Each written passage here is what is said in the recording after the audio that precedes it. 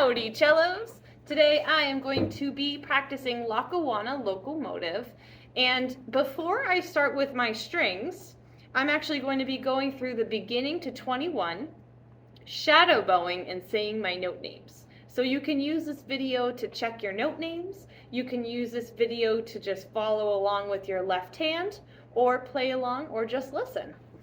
So here we go. I am shadow bowing from the very beginning of Lackawanna Locomotive. 1, 2, ready and go. Long, long, short, rest, long, short, long, rest. Here's 5.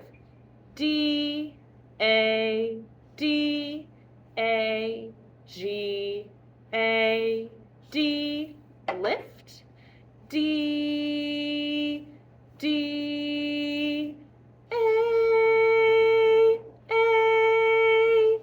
E, E, E, D, D, A, A,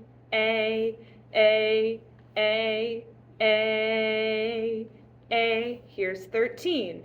D, A, D, A, G, A, D, lift. D, D, A, E, E, A, D, D, F sharp, A, D, D.